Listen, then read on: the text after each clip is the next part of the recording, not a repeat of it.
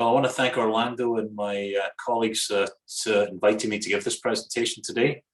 It's a great pleasure, and I also want to acknowledge my Scandinavian colleagues. On the slide you'll see I've been lucky enough to work with Luque, with VTT.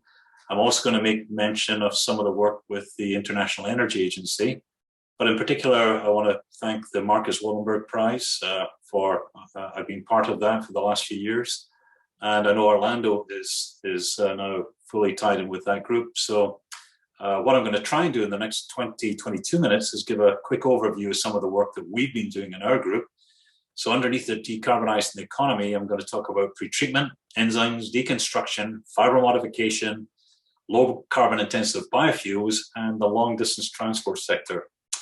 I'm lucky to work at UBC. This is a picture of UBC just now. And I think it's a nice place. That's why we're able to recruit people like Orlando to come and work here. It's one of the great universities. I'm one of about 18,000 faculty members you'll see at the bottom. But I just want to emphasize that BPI, the Bioprocessing Institute, is a big deal. So I think UBC has recognized the importance of this area by funding it and being able to recruit in my colleagues who are a great addition. Hopefully this is a diagram that needs no explanation. So if you look at one of the reasons I came to UBC, so quite a few years ago, Professor Bill Rees came up with the concept of the carbon footprint, or what Bill called the ecological footprint. And I think despite COVID, which I think is a big problem, big disaster right now, climate change is by far the bigger disaster, I think. And this is what I think BPI is well able to tackle. This is a big deal for UBC because if you go back to 2007, this is the front page of the Vancouver Sun, and you can see why really about 40 years ago, the local paper talked about, can we take some of these residues and turn a pig's ear into a silk purse is the description. If I look at how things have changed, the mountain pine beetle is one of the best or worst examples I know. The red in the middle there is Twigsmuir Park. And that's when the first outbreak of the beetle occurred with the Ophiostoma fungus ringing the lodgepole pine. And of course, our winters are getting warmer, and that's why the mountain pine beetle has proliferated. And that's why, if I go to 2014, you can see the extent of the forest death. And to put it in context, it's about now 18 million hectares of dead and dying trees. And that's about half the size of Finland. So an area about half the size of Finland, maybe a third of the area of Sweden, is where our forests have been devastated with the mountain pine beetle. The silver lining, though, is that 10 years after I've been at UBC, there was no pellet sector. Now there's a thriving pellet sector. And there's about now 3 million tons of pellets produced each year. This is exported primarily to Europe to decarbonize the coal power stations there.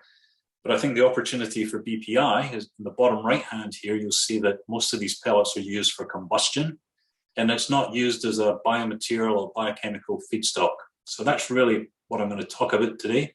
Some of the work my group has been doing in terms of how do we try and open up the biomass feedstock and either modify it. That's what we've been doing more recently. But really the origins of the work was to actually break it down to fermentable sugars. So if I'm going to be clear in the next little while, what you should get from the take home from this first part of the talk is that you're always going to need some form of pretreatment before there's effective enzyme mediated changes. And we have to recover as much of that material as possible. We can't lose the lignin or hemicellulose because it costs too much. The heterogeneity of the biomass is a challenge. I also think it's an opportunity. And one thing that we've spent a lot of time working in our group is increasing the accessibility to the cellulose. And we think that's a combination of pretreatment, but we also think the enzyme complex is able to do what we call a morphogenesis, open up the material. One big challenge that I'll touch on is actually measuring accessibility is not so easy. It's easy to measure sugar release, not so easy to measure how is the material opened up. And I guess what we've realized more recently is the specificity of enzymes as compared to chemicals. It's probably predisposes them more to fiber modification rather than deconstruction. So I'm hopefully going to cover that in the presentation. So this is the classic way that we tend to process biomass. We do pretreatment, we do enzymatic hydrolysis and fermentation. So at the very end of my talk, I'm going to talk a little bit about our biofuels work. which we tend to think of as a high volume but relatively lower value product.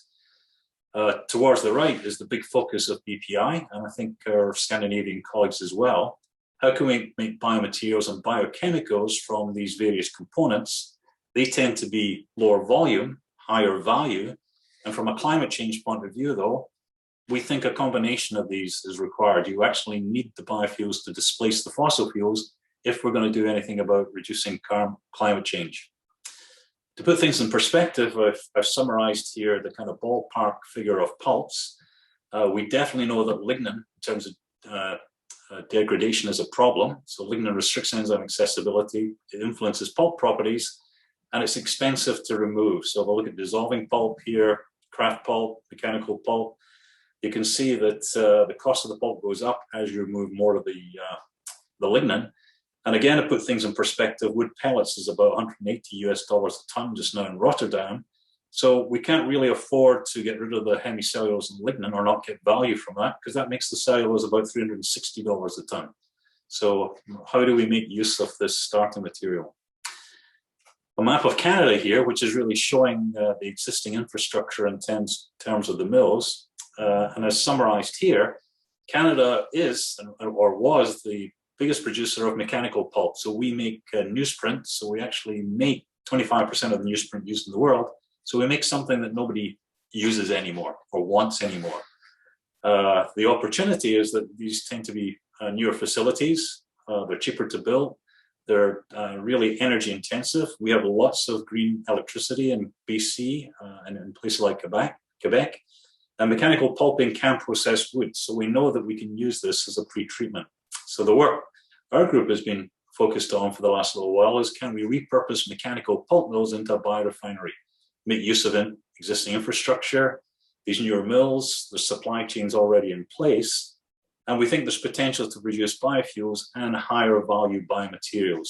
So that's been the focus of what we've been doing for the last little while. The problem is that we leave everything in. What about cellulose accessibility? So you can see our refinery here. This is typically, above it is a mechanical pulp. And so our problem is, on the left, is if we leave everything in, very hard for the enzymes to get to the cellulose. So we really need some form of pre-treatment to increase accessibility so that the enzymes can get to the cellulose and to the hemicellulose, either to modify the fibers or to break it down to fermentable sugars. One area we spent a lot of time on that I won't have time to go into detail here is the use of existing chemicals that are used in the pulp and paper sector. We've in particular looked at oxidation and neutral sulfonation. It's used commercially.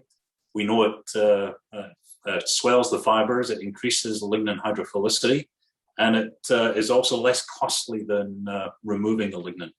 So what you can see here is that by effectively sulfonating the material, we get a swelling.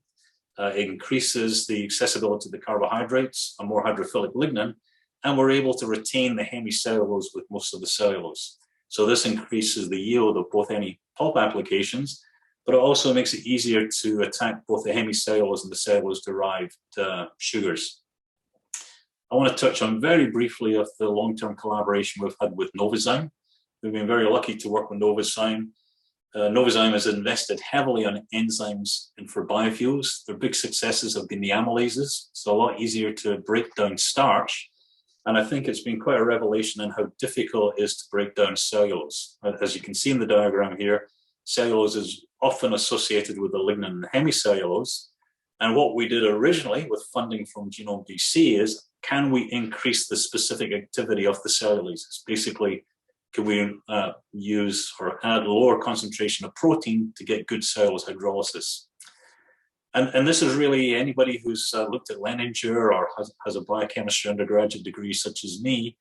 This should be imprinted on your brain when you're looking at reducing the activation energy here, ideally what you're doing with an enzyme, and you look at Michaelis-Menten reactions.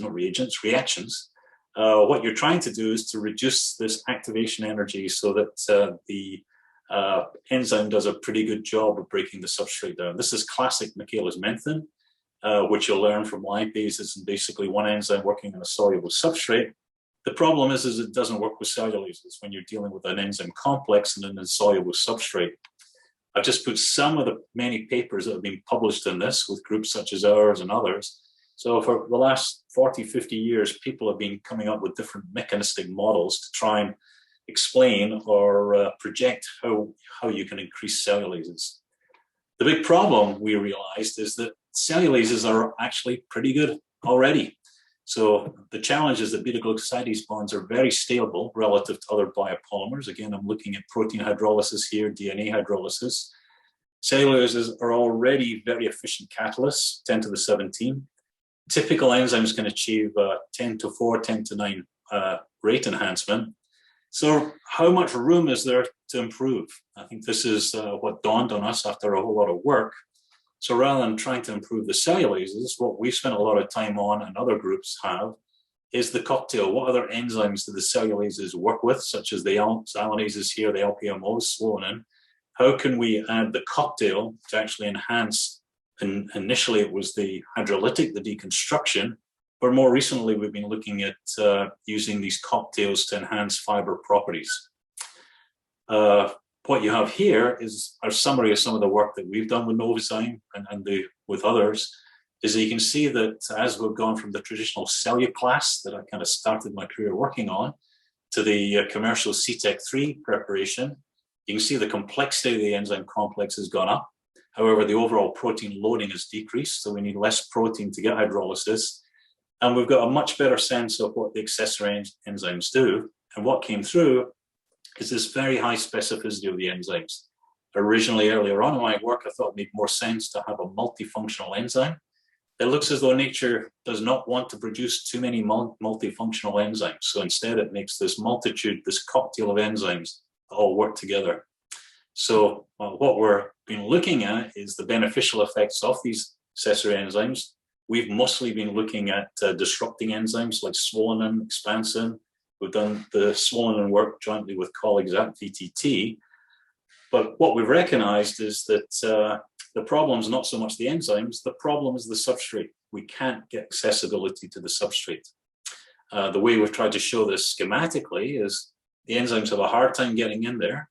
We do pretreatment or a morphogenesis with the enzymes working together can open up the substrate, and we can use this either to do deconstruction to glucose, or more recently we've been looking at delamination or modification. How can we open up the fiber without breaking all the way down to the sugars? And I'm going to try and cover that very briefly in the next few talks.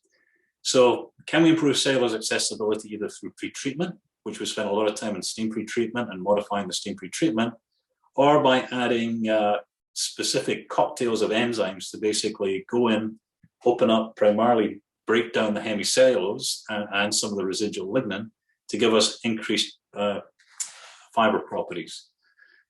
One of the challenges that we did, though, was to how do we measure accessibility? It's easier to measure hydrolysis. If you're looking at glucose release, we can do that. We found it much harder to look at accessibility. How do we find overall increase of fibrillation? And I go back here to quote another Scot, Lord Kelvin. And if you know Kelvin in terms of absolute zero, so Kelvin said a long time ago, if we cannot measure it, we cannot improve it. And when you cannot measure it, your knowledge is of a meager and unsatisfactory kind. So he spent quite a bit of time trying to quantify cellulose accessibility. This all occurs at a range of levels. What we'll put here is the fiber, microfiber. There's some techniques that we've been able to use, such as the FQA, which my colleague James Olson's played a big role in developing the FQA that we use routinely. But what I'm mostly going to talk about in the next few minutes is the Simon-Stain method, and also the use of carbohydrate binding modules, CBMs, those components from cellulases. So I've just summarized some of the methods that we use routinely, such as porosity, solute exclusion, water retention value, where retention is a good method, simple but relatively crude. But I want to talk about our work with Simon-Stain and also with carbohydrate binding modules. The Simon-Stain was originally used for quantifying the extent of refining in mechanical pulps. So again, good application to the work we're doing. And it's effectively using two dyes. The smaller blue dye which has a differential charge from the orange dye. And what we've been really looking at with the Simon stain is the orange dye's ability to displace the blue dye. In that way, we're able to go in and characterize a range of different pulps, both through mechanical refining and enzymatic refining. So here's a quick summary of a lot of work that was done in this area by looking at different substrates in terms of the protein loading, which is on the left, protein loading required in this case to get hydrolysis. And you can see that increased cellulose accessibility enhanced the overall hydrolysis. So really good correlation between Simon stain predicting accessibility. The big challenge is the heterogeneity of the dyes. So we spent a lot of time going in and trying to make the Simon stain dye more homogeneous. And this is one of the reasons why I think this method is not being more widely used by others. However, it has allowed us to go in and look at the roles and functions of xylanase. Xylanase is a lot of work, excellent work being done by our Finnish colleagues. And what you can see here is by combining xylanases with swollen and using things like FQA and Simon stain, we're able to quantify gross fiber characteristics such as fiber fragmentation, fiber porosity, and fiber swelling. More recently, though, we've been looking at cellulose binding modules, CBMs. I think the Simon stain works at the gross characteristics of the fiber level. CBMs are much more effective down at the fibril, microfibril level. So these are components of cellulase enzymes. They're also able to detect well-organized crystalline regions and less organized amorphous regions. So certain CBMs bind specifically to each of these regions. What we've been able to do is to combine the CBMs with different fluorescent tags. And if you look at the literature, you can see that most of the previous work used just one CBM. What we've been doing is using a combination of CBMs to try and differentiate what changes occur in the pulp as it's being changed either chemically, mechanically, or enzymatically. So really we're able to then go in and try and quantify delamination. These amorphogenesis inducing enzymes are able to produce specialty pulps. And we've also used the CBMs to look at what different combinations of hemicellulases, swollen and LPMOs, and which enzymes are important for the different downstream applications. I've been lucky enough to have some very good people to work in this area. You can see some of them up here. We've been working on it for the last 10, 12 years. Keith Gourley is at Performance Biofilaments here on campus. Jinghua Hu is now at the University of Calgary. So this has been an area which has been very interesting and quite productive. So we continue to use these specific enzyme cocktails to enhance the efficiency of a range of fiber processing applications. And really what I've got here is a summary of some of the things that we've been looking at. And we're, again, fortunate through BPI to work with colleagues in wood science and over in chemical engineering to look at how different amorphogenesis enzymes, such as swollen or expansion type proteins, can open up this material. For example, we take a bleached kraft pulp, use a combination of xylanases, LPMOs, endoglucanases. The big attraction here is very low enzyme loadings, so 2 milligrams per gram of glucose, very short incubation times, very limited sugar release. And some of the applications are using endoglucanases to modify fibers for rheology applications, or using exoglucanases with swollen ends to modify the surface. Again, you just see some of the EM pictures showing how these enzyme cocktails can modify the pulp.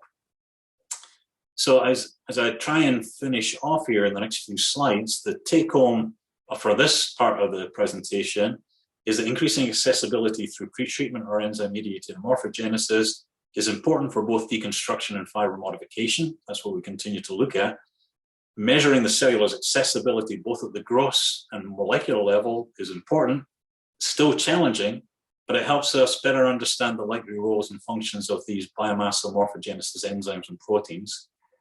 And I guess what we've realized belatedly, as it's proven quite difficult to make cheap sugars from biomass, is the specificity of enzymes and the potential to use enzyme loadings allows us to get significant changes, and it predisposes this enzymatic approach towards fiber modification rather than deconstruction. For example, rather than make higher value we can make higher value products such as nanofibrillated cellulose and nanocrystalline cellulose rather than biofuels. However, to kind of wrap up in the next 2 or 3 minutes, I mentioned in my talk here, I've talked mostly about the right. I haven't really talked about the bottom, the higher volume, lower value. But if we're trying to make a difference with climate change, and here we have another famous Swede who is trying to get us all galvanized. There's the COP26 meeting that's coming up at the end of this year in Glasgow, COVID permitting. The potential for biomass to both sequester carbon out of the atmosphere and also to displace fossil fuels is considerable. And BC, I think, is at the forefront here. We pay a carbon tax, we have a low carbon fuel standard. And this is really taken from the aspirations of the province, where they hope to increase the supply of renewable fuels to about 650 million litres by 2030. And they're hoping to use locally available biomass feedstocks for this. How can we take pellets or forest residues as the feedstock to displace this material? Our group is lucky enough to act as the secretariat for BC Smart. So this is the website above I encourage you to look at. This stands for BC Sustainable Marine Aviation Rail and Truck Consortium. We recognize that there'll be increasing electrification of the automotive and urban areas, which is good as long as it's green electricity. However, it's going to be much harder to decarbonize long distance transport. This work has been funded by Boeing. We've been lucky enough to get funding from Boeing and Transport Canada, because Canada is in the position where we have lots of lipids. So lipids will be the initial feedstock for making biodiesel and biojet fuel. And in the longer term, we'll be able to use the biomass feedstocks to make the biocrude that will eventually displace these lipid-derived drop-in fuels. This is an example of the type of work that we've been doing in this area. This was funded again by Boeing and the Green Aviation Research and Development Network. And this report is about assessing the likely technology pathways for biojet from forest residues. So in closing, I want to thank you for allowing me to talk today. Also, I'm a proud member of BPI, and great to be able to give this presentation to some of my Finnish and Swedish colleagues. I think the opportunity in the Boreal Alliance for us here, I've put BC, Canada, Finland, Sweden. So you can look at the 3 mice, all facing the maze here. And I think the big benefit is we can collaborate. There's lots of discussion here. Where are we going to go? And the combined strengths of the groups is, I think, that we were actually able to map our way through to a successful goal. And I think high value biomaterials in the short term and longer term, but also let's not forget about the renewable energy as a way of displacing fossil fuels. So I want to thank my group members. I've just put some of them here. I've been lucky enough to work with some great people who are all doing very well right now. Also working with VTT, Lucky, the Willenberg Wood Center, and obviously collaboration with US colleagues. And we wouldn't be able to do this without any of this financial support. And that's just an old picture of our group from a while ago, celebrating Canada Day. Thank you very much for your attention.